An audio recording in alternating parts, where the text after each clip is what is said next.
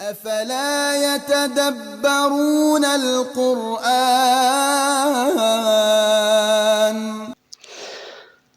أعوذ بالله من الشيطان الرجيم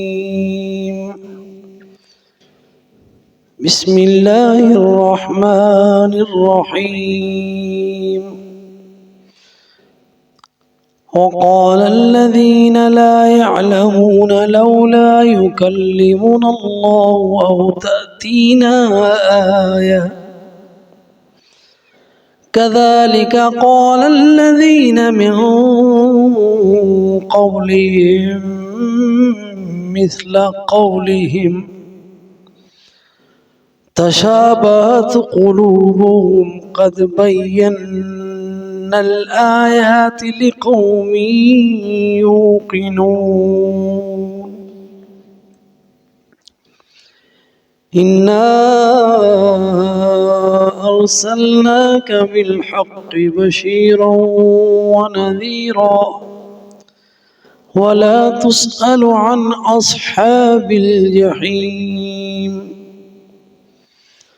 ولن ترضى عنك اليهود ولا النصارى حتى تتبع ملتهم قل إن هدى الله هو الهدى ولئن اتبعت أهواءهم بعد الذي جاءك من العلم ما لك من الله من ولي ولا نصير الذين آتيناهم الكتاب يتلونه حق تلاوته أولئك يؤمنون به ومن يكفر به فأولئك هم الخاسرون صدق الله العظيم.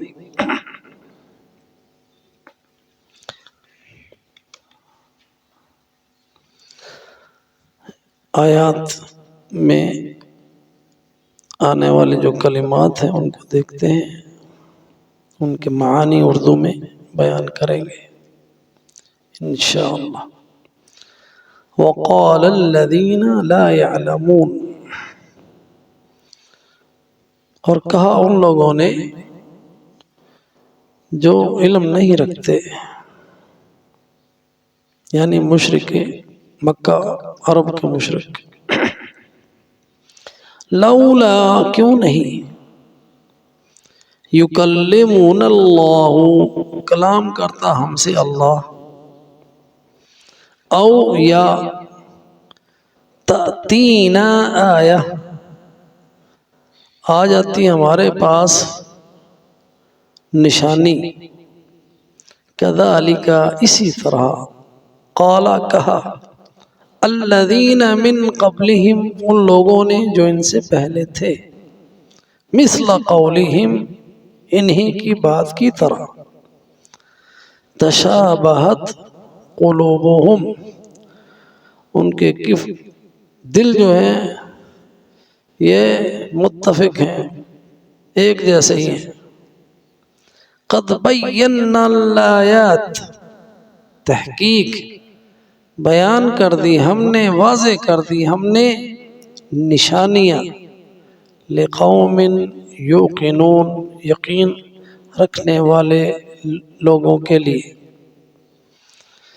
انا بے شک ہم نے، ارسلناک بھیجا ہم نے آپ کو، بالحق حق کے ساتھ، بشیراً خوشخبریاں سنانے والا، وَنَذِيرًا اور ڈرانے والا بنا کر، وَلَا تُسْأَلْ اور آپ سے نہیں پوچھا جائے گا، ان اصحاب الجحیم جہنمی لوگوں کے بارے میں، وَلَن تَرْضَ عَنْكَ الْيَهُودُ، اور نہیں راضی ہوں گے آپ سے یہود، وَلَن نَصَارَ، اور نہ ہی نصرانی، حَتَّى تَتَّبِعَ مِلَّتَهُمْ، یہاں تک کہ آپ ان کی ملت کے پیروکار بن جائیں۔ قل، کہہ دیجئے، ان بے شک، ھدی اللہ، اللہ کی ہدایت، هو الہدا، وہی ہدایت ہے، وَلَئِنِ اتَّبَعْتَ، اور اگر آپ نے اتباع کی، اہواءہم، ان کی خواہشوں کی، بعد الذی، بعد اس کے کہ جاءک، آ گیا آپ کے پاس، من العلم، علم، ما لک من اللہ، پھر کوئی نہیں تیرے لیے اللہ سے بچانے والا، من ولی، کوئی دوست، ولا نصیر، اور نہ ہی کوئی مددگار۔ ان آیات کا تفسیر ہم دیکھتے ہیں، وباللہ تعالی التوفیق۔ وقال الذین، اور کہا ان لوگوں نے، الذین لا يعلمون، جو علم نہیں رکھتے، اور جہاں بھی لا يعلمون کا لفظ آتا ہے نا، اس سے مراد اہل کتاب کے علاوہ جو دوسرے لوگ ہیں وہ ہیں مشرکین عرب۔ تو انہوں نے بھی وہی کہا جو پہلے کافروں نے کہا، کیونکہ کفر جو ہے ملت واحدہ ہے، ان کی سوچ ایک طرح کی ہوتی ہے۔ تو جیسا یہودیوں نے کہا تھا، اسی طرح کی بات مشرکین مکہ نے کی۔ مشرکین مکہ کیا کہہ رہے ہیں؟ لولا یکلم اللہ، لولا، کیوں نہیں، یکلمنا، ہم سے بات کرتا اللہ، اللہ ہم سے بات کرے نا، یہ ان کے تکبر کی بات تھی۔ اور دوسرا مطالبہ، او تاتینا آیا، یا کیوں نہیں آتی ہمارے پاس، او عطف کا ہے، کیوں نہیں آتی ہمارے پاس کوئی نشانی؟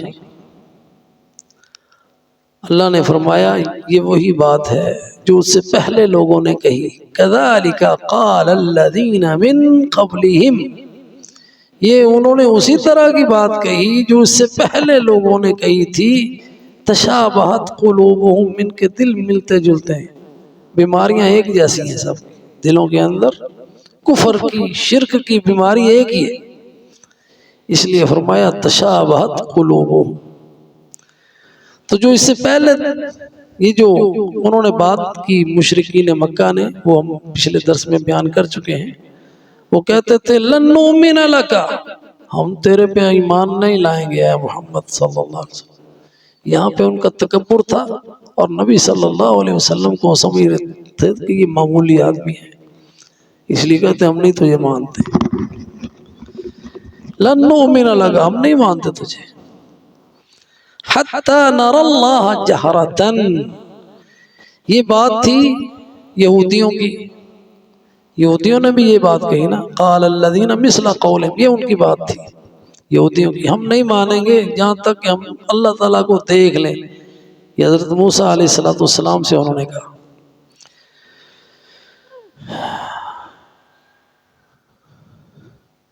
اور اسی طرح انہوں نے کہا لولا انزل الیہ ملک فیکون معہ نذیرا، اس کے ساتھ ایک فرشتہ کیوں نہیں آتا جو اس کے ساتھ ساتھ ہمیں ڈراتا پھرے۔ تو اسی طرح کی بات مشرکین مکہ نے کی، اور جس کا بنی اسرائیل میں تفصیل کے ساتھ ذکر ہے، وہ کہتے ہیں وقالوا لن نؤمن لک، وہی بات جو انہوں نے کہی موسیٰ سے، ہم نہیں تجھے مانتے، یہی بات انہوں نے حضرت محمد صلی اللہ علیہ وسلم سے کی، کہنے لگے ہم نہیں مانتے تجھے، قالوا لن نؤمن لک، وہی الفاظ انہوں نے کہا تھا حتی نر اللہ جہرتا، انہوں نے کہا حتی تفجر لنا من الارض ينبوعا او تکون لک جنت،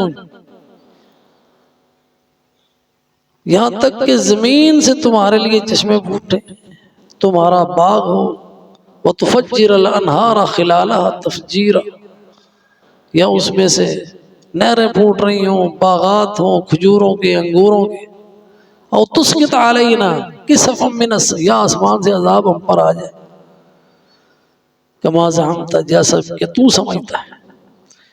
تو یہ وہی باتیں تھیں جو یہودیوں نے کی، اور اس سے ملتی جلتی باتیں ہی کفار مکہ نے کی۔ تو اللہ فرماتے ہیں قد بینا، تحقیق ہم نے واضح کر دی آیات، لقوم یؤمنون، ایسے لوگوں کے لیے یوقنون، یقین رکھتے ہیں والے ہیں، یعنی حق کو تسلیم کرنے والے اور حق کے لیے جھکنے والے لوگ، ان کے لیے جو آیتیں ہم نے دے دی ہیں وہ کافی ہیں۔ اور وہ آیتیں کیا ہیں؟ اگلی آیت میں ان کا ذکر ہے، اس میں قرآن کا اعجاز بھی ہے، بہت بڑی بات کو اللہ تعالیٰ نے چھوٹی سی آیت میں بیان کر دیا۔ وہ کیا ہے؟ اِنَّا أَرْسَلْنَاكَ شَاهِدًا وَمُبَشِّرًا وَنَذِيرًا، یہ ہے آیت۔ انہوں نے مطالبہ کیا نا آیات کا، بینات کا، اللہ تعالیٰ نے ہم نے دے دی آیتیں۔ وہ آیتیں کیا ہیں؟ اِنَّا أَرْسَلْنَاكَ، اس ارسلنا کے اندر دو نشانیاں ہیں، ایک رسالہ، ارسلنا کے اندر رسالہ، پیغام جو آپ لے کر آئے ہیں، دین اسلام، اور ایک ہے مخاطب کا وہ ہے محمد الرسول اللہ صلی اللہ علیہ وسلم۔ سب سے بڑی نشانی یہ ہے کہ جو رسالہ لے کر آیا ہے، جو پیغام لے کر آیا ہے، پوری انسانیت کی فلاح کا پیغام ہے۔ اس سے پہلے دنیا، اسلام سے پہلے ظلم کے اندھیروں میں ہر طرف شرک پھیلا ہوا، ہر طرف گمراہی ہے، کوئی بتوں کو خدا بنائے ہوئے ہے، کوئی آگ کو خدا بنائے ہوئے ہے، اور کوئی صلیب کی پوجا کر رہا ہے، ہر طرف گمراہی۔ اس گمراہی میں روشنی لے کر آیا، نور لے کر آیا وہ محمد صلی اللہ علیہ وسلم، خود نہیں آیا۔ اِنَّا أَرْسَلْنَاكَ، ہم نے بھیجا ہے آپ کو۔ اور پھر اس جہالت کے ماحول میں، جہاں کوئی معصیت سے محفوظ نہیں، ایسے میں ایک ایسے شخص کا مبعوث ہونا جو کسی برائی میں ملوث نہیں، آپ کے اخلاق، نبوت سے پہلے کی آپ کی زندگی، آپ کی حفاظت، نبوت کے اعلان تک 40 سال جو ہیں وہ آپ کی صداقت کے دلیل ہیں۔ اور آپ نے لوگوں سے پوچھا کیا کبھی مجھے جھوٹ بولتے ہوئے سنا ہے؟ یہ وہ سچائی ہے، یہ وہ صداقت ہے، یہ وہ چیلنج ہے کہ جو صداقت کی دلیل ہے۔ سب نے کہا ما جربنا علیک الکذب، 40 سال آپ ہم میں رہے، ہم نے کبھی آپ کی زبان سے جھوٹ سنا ہی نہیں۔ یہ ہوتا ہے پیغمبر، اس طرح ہوتی ہے صداقت، اس طرح ہوتی ہے سچائی کہ آپ کی سیرت پر کوئی داغ نہیں، کوئی انگلی نہیں اٹھا سکتا، سب معترف ہیں کہ آپ سچے ہیں، صادق ہیں، امین ہیں۔